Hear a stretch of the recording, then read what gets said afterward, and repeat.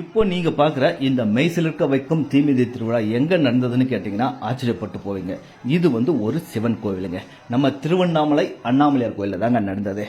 என்னது, சிவன் கோவில்ல தீமிதி திருவிழாவா? அப்படிதானே ஆச்சரியப்பட்டு போவீங்க. அட ஆமாங்க, இங்க ஆடிப்பூரம் 10 நாள் உற்சவம் நடக்குங்க. அதுல 10வது நாள் தான் இந்த தீமிதி திருவிழா நடக்குங்க. 10வது நாள் காலையில சிவகங்கை தீர்த்தத்துல சிவாச்சாரியார்கள் வேதங்கள் ஓத அம்மனுக்கு தீர்த்தவரை நடக்குங்க. அதுக்கப்புறம் அங்க இருந்து வளைகாப்பு மண்டபத்துக்கு அம்மன் வருவாங்க. இன்னைக்கு சாயங்காலம் அம்மனுக்கு சிறப்பான அபிஷேகங்கள்லாம் நடக்கும். இந்த அபிஷேகம் நடந்து முடிஞ்ச பிறகு மாட வீதி உலா வருவாங்க. அப்போ பக்தர்களுக்கு காட்சி கொடுப்பாங்க. இந்த ஃபங்க்ஷன்ல பாத்தீங்கன்னா அதிக அளவு பெண்கள் தான் கலந்துப்பாங்க.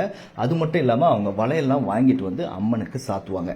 அதன் பிறகு அதை எல்லா பெண்களுக்கும் பிரசாதமாக கொடுப்பாங்க. புதுசா கல்யாணம் ஆனவங்க, நீண்ட நாட்கள் குழந்தை இல்லாதவங்க, இப்போ பிரெக்னண்டா இருக்கவங்க எல்லாருமே அந்த வலையில வாங்கி போட்டுப்பாங்க.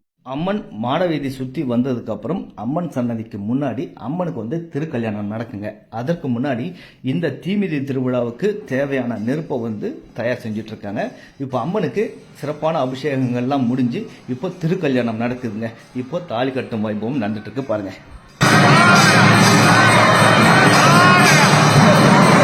இப்போ அம்மனுக்கு தீபாராதனை நடக்குதுங்க.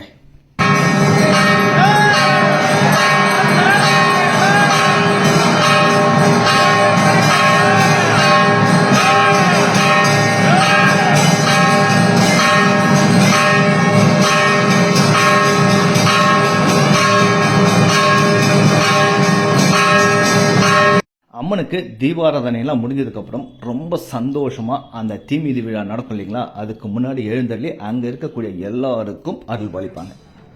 கிட்டத்தட்ட ரெடி பண்ணிட்டாங்க. கடைசி கட்ட பணிகள் தீமிதி திருவிழாவுக்கு முன்னாடி எல்லாத்தையும் சரி செஞ்சுட்டு இருக்காங்க.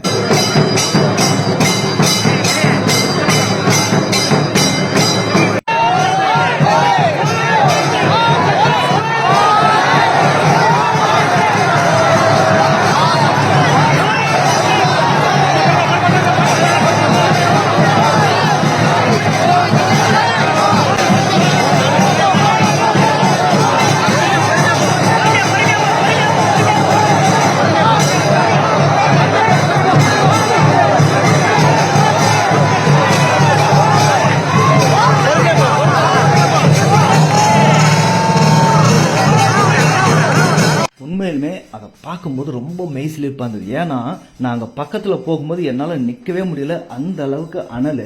அதில் அவங்க எப்படி ஓடி போனாங்கன்னு நினைக்கும் போதே அப்படியே உடம்பெல்லாம் செலுத்து போச்சுங்க. அதன் பிறகு அம்மன் மாட வீதி உலா வருவாங்க. அவங்க கூட பார்த்தீங்கன்னா அந்த தீ மிதிச்சாங்க இல்லையா, அவங்களும் சேர்ந்து அந்த மாட வீதி விழா வந்தது பிறகு இந்த திருவிழா 10 நாள் ஆடிப்புறம் உற்சவம் இதோட நிறைவு பெறுதுங்க.